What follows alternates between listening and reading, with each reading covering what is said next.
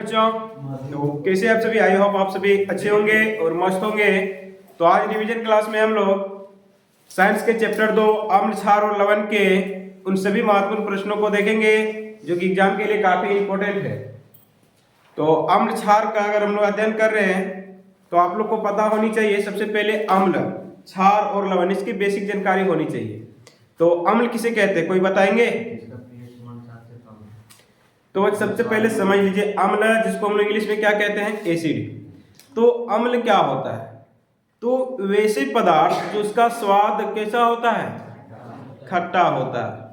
सिर्फ स्वाद कहने से हो जाएंगे नहीं, जिनका स्वाद खट्टा होता है, जो नीले लिटमस पत्र को क्या कर देता है, लाल कर देता है, जिसका जलीय विलयन क्या करता है, हाइड्रोजन आयन प्रदान करता है। ठीक है, क्या करता है, हाइड्रोजन आयन प्रदान करता है। सबसे मेन है इनका जो पीएच मान होता है बच्चों, वो 7 से कम होता है। तो समझिएगा, अगर आपसे पूछे कि अम्ल क्या है, क्या पूछेगा, अम्ल क्या है, इसके गुणों को लिखना है, इनके गुणों को लिखना है, इनके गुणों को लिखें। अब बच्चों समझिए, पूछ रहा है अम्ल क्या है, इसके गुणों को लिखे। तो अम्ल के कितने गुण आप लोगों ने पढ़ा? सबसे पहला कि यह स्वाद में कैसा होता है, स्वाद में खट्टा होता है, कोई दिक्कत नहीं। दूसरा हमने क्या पढ़ा, इनका पीएच मान 7 से कम होता है। इनका पीएच मान क्या होता है बच्चों, 7 से कम होता है। कितना होता है, 7 से कम होता है। समझ रहा है? अब देखिए तीसरा क्या है, ये लिटमस पत्र आप लोग पढ़े होंगे ना, क्या पढ़े, लिटमस पत्र। ठीक है, तो लिटमस पत्र जो होता है वो कहां से प्राप्त किया जाता है रे? तो ये थैलोफाइटा समूह के लीचेन पौधे से प्राप्त किया जाता है। समझे, आप लोग पढ़े हैं ना। तो ये लिटमस पत्र में क्या होता है बच्चों की, ये जो होता है अम्ल, जिसको हम लोग कहते हैं, ये नीले लिटमस पत्र को, किसको, नीले लिटमस पत्र को, लिटमस पत्र को क्या कर देता है, नीला कर, सॉरी, नीले पत्र को लाल कर देता है। क्या कर देगा, लाल कर देता है। चौथा, इसका जलीय विलयन, क्या, इसका जलीय विलयन कौन सा आयन प्रदान करता है, हाइड्रोजन आयन प्रदान करता है। अब समझिए बच्चों, अगर आपसे पूछ लिया जाए कि अम्ल क्या है, अम्ल क्या है, ठीक है, इनके गुणों को लिखे, नहीं लिख पाओगे। अम्ल वे पदार्थ है जो स्वाद में क्या होते हैं, खट्टे होते हैं। इनका पीएच मान क्या होता है, कहोगे सर 7 से कम होता है। आप समझिए, अम्ल का जो पीएच मान होता है बाबू, आप पीएच स्केल देखे हो ना, तो पीएच स्केल ये क्या है, पीएच स्केल। समझिए, अब पीएच स्केल क्या होता है, पीएच स्केल वह मापदंड है जिसके द्वारा किसी अम्ल या क्षार के पता लगाते हैं, अम्लता क्षारिता का पता चलता है। जैसे मान के इसमें क्या होता है, 0 से 14 तक होता है। मान के यहाँ जो है इसके 7 होता है, क्या होता है, 7 होता है ना। ये जो हो जाएगा ये उदासीन होगा, क्या होगा, उदासीन होगा। ठीक है, ठीक यहाँ से ऊपर जैसे बढ़ेंगे ये क्षारक हो जाएंगे, क्या हो जाएंगे, क्षार। इधर क्या हो जाएंगे, अम्ल। यानी इधर जितना बढ़ेंगे अम्लता का गुण बढ़ेगा, इधर जितना जाएंगे क्षारिकता का गुण बढ़ेगा। ठीक है, अब यहां से देखिए 1 2 3 4 5 6 7 हो जाएगा, 8 9 10 11 12 13, ये हो जाएगा 14। ठीक है, 0 किसका पीएच मान होता है, तो याद रखिएगा HCl। HCl का मतलब क्या, हाइड्रोक्लोरिक अम्ल। क्या होगा, हाइड्रोक्लोरिक अम्ल। ये 14 किसका होता है, सोडियम हाइड्रोक्साइड NaOH। इनका पीएच मान कितना होता है, 14। ये सबसे प्रबल क्षार है, अगर आपसे पूछे सबसे प्रबल क्षार, ये सबसे प्रबल अम्ल है, सबसे प्रबल अम्ल। समझ में आया? एक होता है H2SO4, H2SO4, इसको हम लोग बोलते हैं सल्फ्यूरिक अम्ल। क्या कहते हैं, सल्फ्यूरिक अम्ल। याद रखोगे, सल्फ्यूरिक अम्ल। इसको कहां पे डाला जाता है बच्चों, तो याद रखिएगा बैटरी में। ठीक है, पूछेगा बैटरी में किस अम्ल का प्रयोग किया जाता है, तो सल्फ्यूरिक अम्ल का प्रयोग किया जाता है। इसका पीएच मान क्या होता है, तो तो 0 से कुछ ज्यादा होता है, 1 के लगभग में होता है, और HCl का कितना होता है 0 पॉइंट कुछ होता है, समझे 0 के इसको मानिए। आप समझिए ये 7 जो होता है ये H2O का होता है, किसका होता है H2O मतलब समझ रहे हो ना क्या, जल।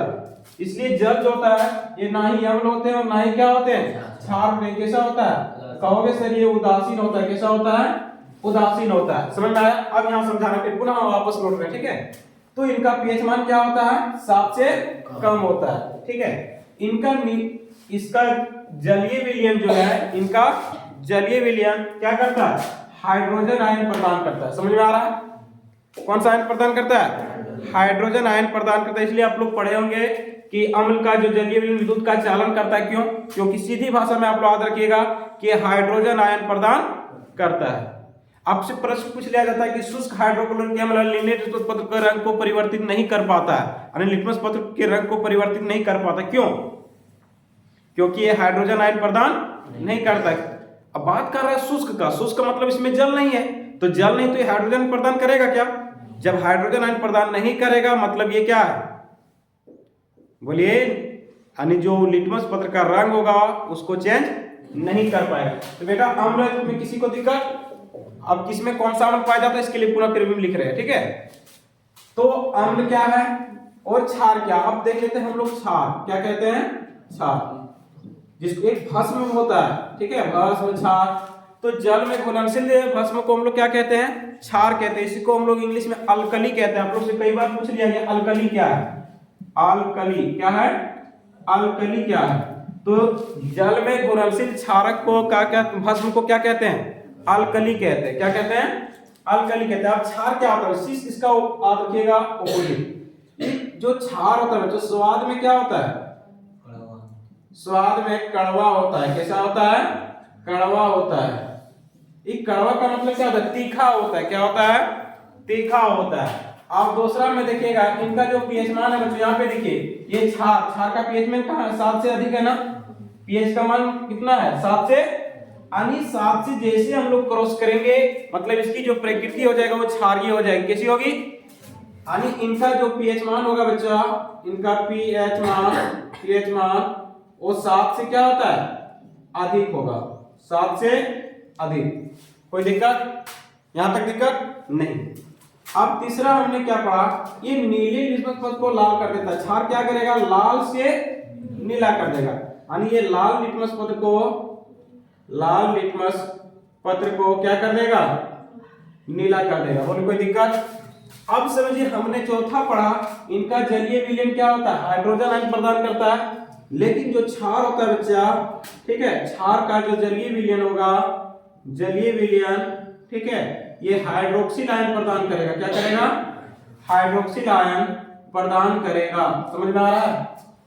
अगर आपसे पूछ लिया जाए क्षार और अम्ल और क्षार में अंतर स्पष्ट नहीं कर पाओगे, कितने लोग कर लीजिएगा, ओके वेरी गुड। अब समझिए सीधे से 2 कॉलम बनाइएगा आप लोग। अम्ल क्या है तो स्वाद में खट्टा होता है, क्षार क्या है स्वाद में कड़वा होता है। इनका पीएच मान 7 से कम होता है, इनका पीएच मान 7 से अधिक होता है। ये नीले लिटमस पत्र को लाल करता है और ये लाल लिटमस पत्र को नीला कर देगा। इनका जलीय विलयन हाइड्रोजन आयन प्रदान करता है, इनका जलीय विलयन क्या करता है हाइड्रोक्सिल आयन प्रदान करता है। बोले कोई दिक्कत नहीं ना। परबल अम्ल जो होता है बाबू याद रखिएगा, परबल अम्ल विद्युत का सुचालक होता है, क्या होता है विद्युत का सुचालक होता है, याद रखिएगा परबल अम्ल। अब परबल अम्ल किसे कहते हैं ऐसे अम्ल जिनका जलीय विलयन तो जो जल में घुलकर अधिक मात्रा में हाइड्रोजन आयन प्रदान करे उसे हम क्या कहते हैं परबल अम्ल। जो कम मात्रा में हाइड्रोजन प्रदान करे उसको दुर्बल अम्ल। समझ में आ रहा है। परबल अम्ल कौन कौन हो जाएंगे हाइड्रोक्लोरिक अम्ल जिसको HCl बोलते हैं, सल्फ्यूरिक अम्ल H2SO4। समझ में आ रहा है। दुर्बल अम्ल में कौन आ जाएगा नाइट्रिक अम्ल, ठीक है, फॉर्मिक अम्ल, ठीक, ये सब समझ में आ गया।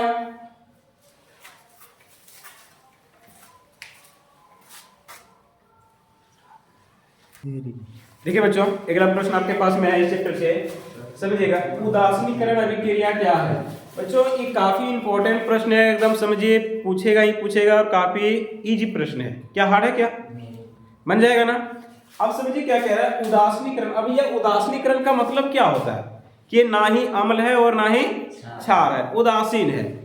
तो उदासीन कब होता है, जब अम्ल और क्षार आपस में मिलते हैं। देखिए एक प्रश्न लिखे, लेकिन इसमें कई प्रश्न का पोस्टमार्टम करने वाले हैं, तो समझिएगा इसको।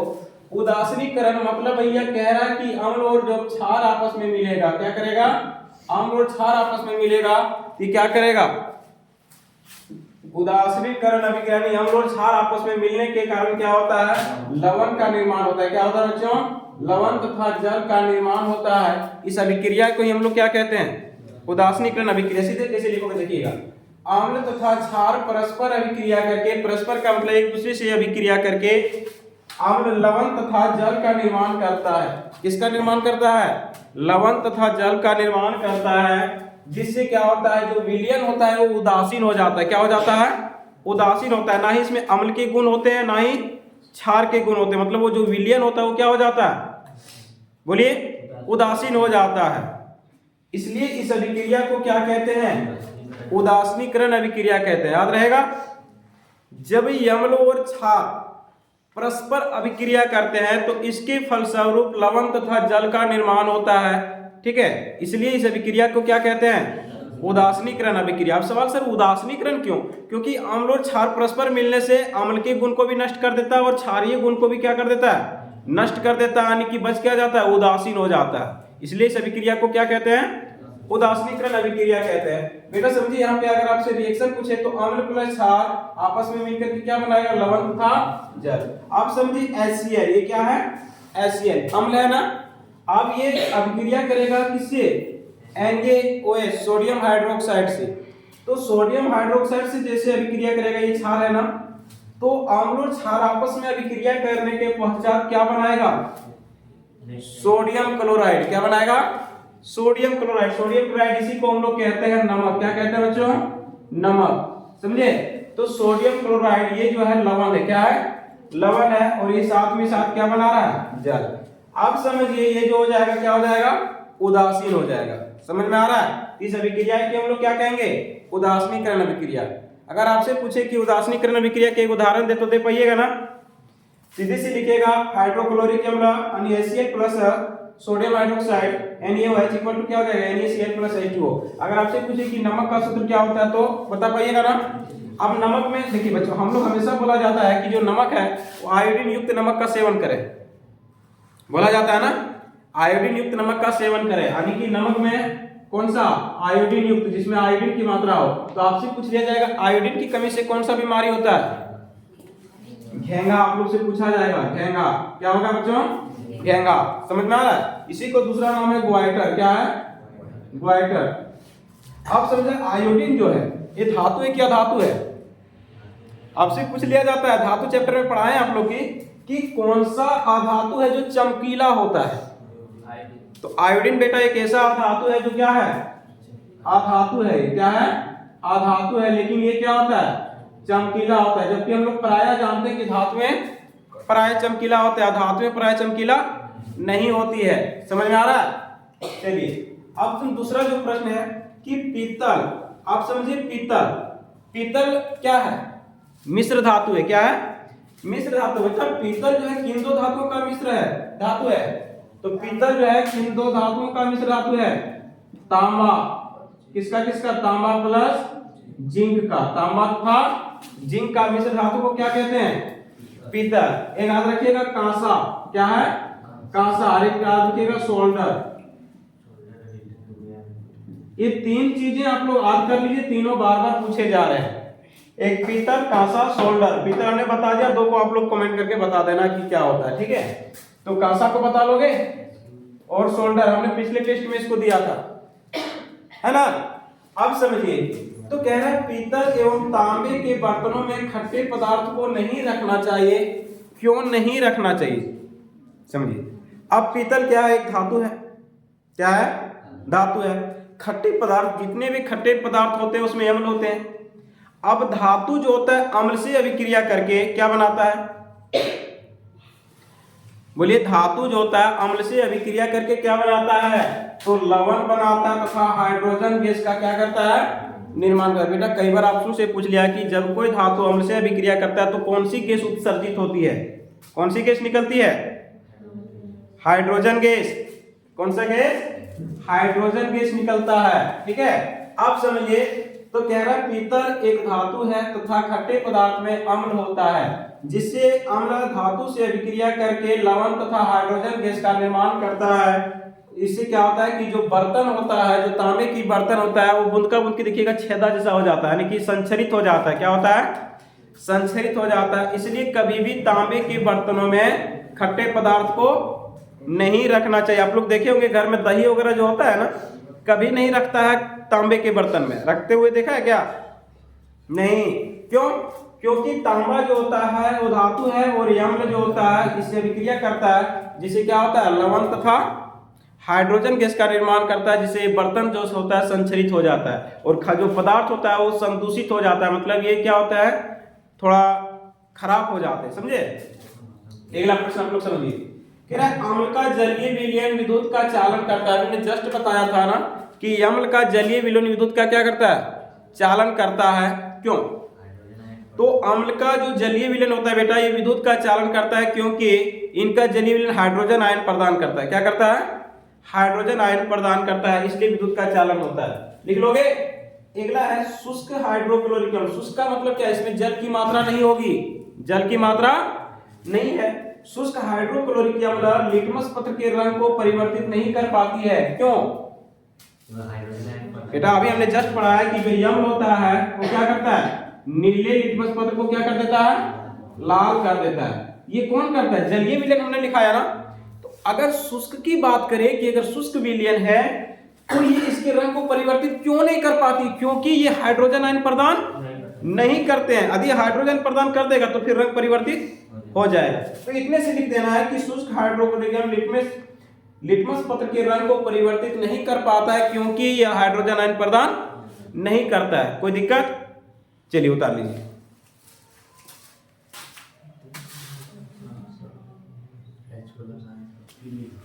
तो देखिए अगला प्रश्न है आप लोगों के पास में काफी जी।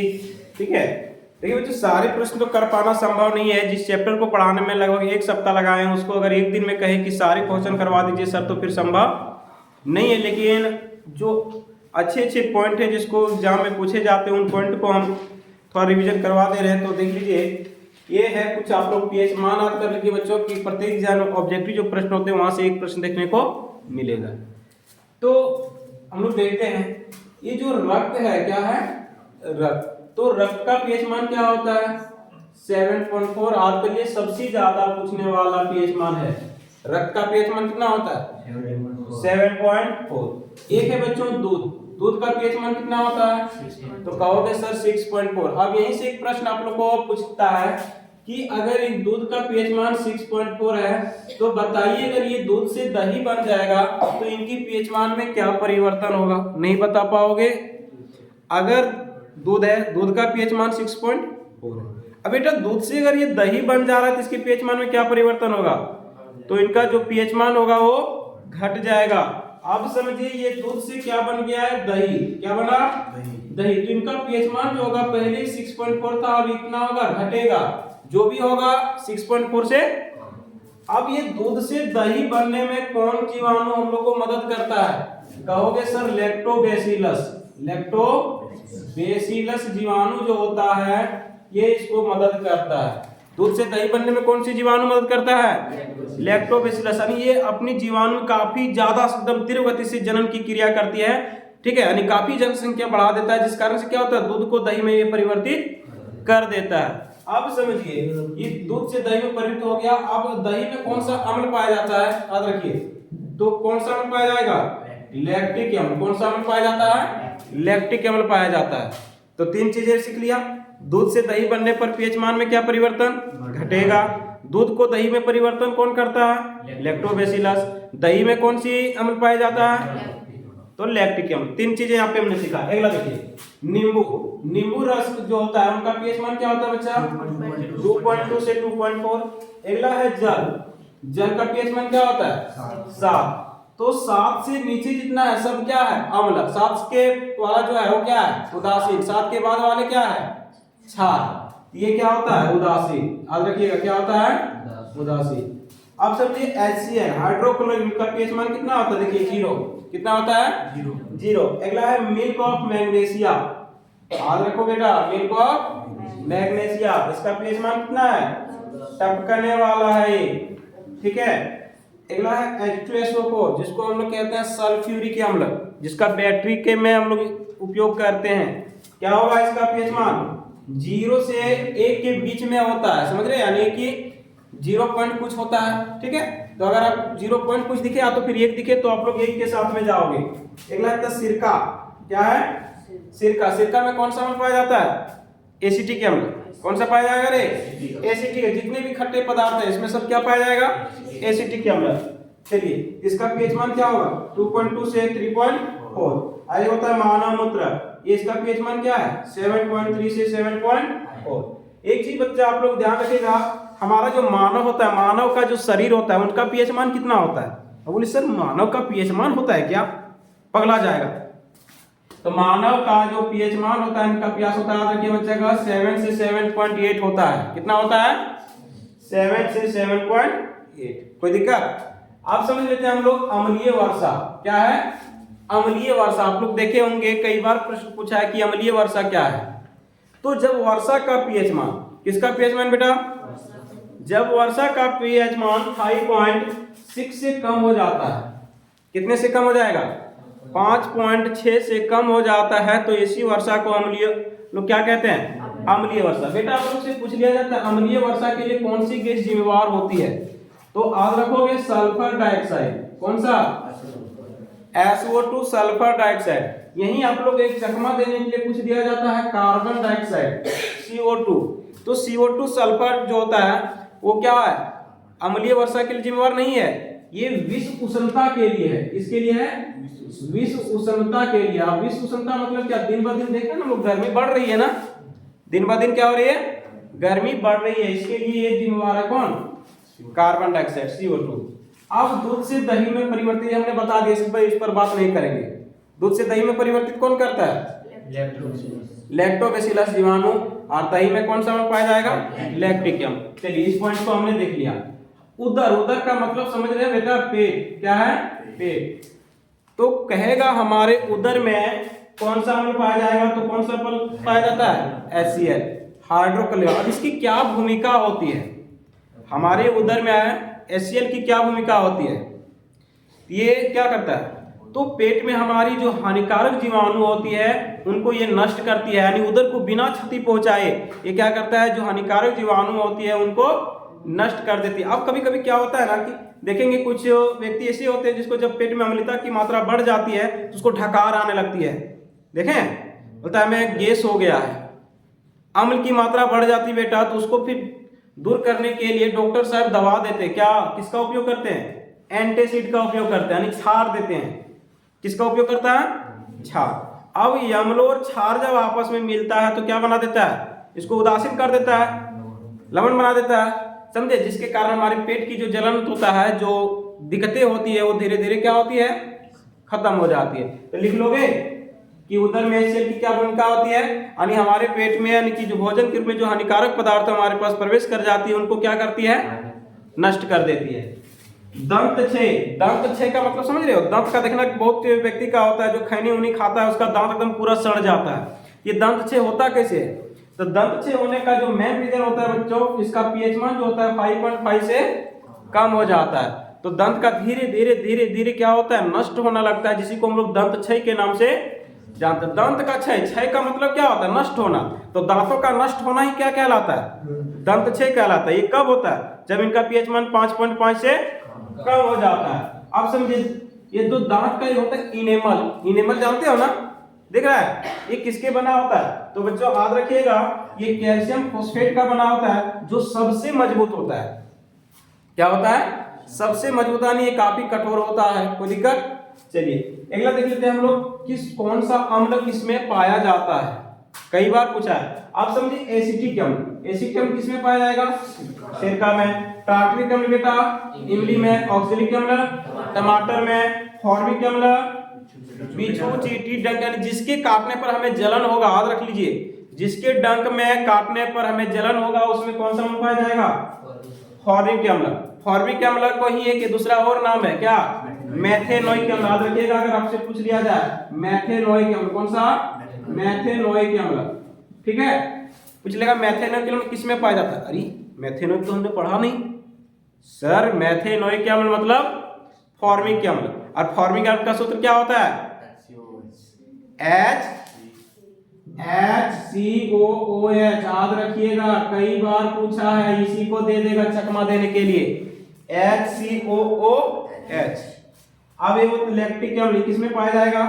दही में। सिट्रिक अम्ल किस में पाया जाएगा? नींबू में। कोई दिक्कत? चलिए अब हम लोग पढ़ेंगे क्लोर क्षार अभिक्रिया। मोस्ट इंपोर्टेंट क्वेश्चन, क्लोर क्षार अभिक्रिया क्या है? तो जब सोडियम क्लोराइड के जलीय विलयन में विद्युत धारा प्रवाहित की जाती है तो सोडियम हाइड्रोक्साइड का निर्माण होता है, साथ ही साथ क्लोरीन का निर्माण होती है। ये क्लोरीन जो है ये क्लोर है और सोडियम हाइड्रोक्साइड क्या है? क्षार, इसलिए इसको क्या कहा गया? क्लोर क्षार अभिक्रिया कहा जाता है।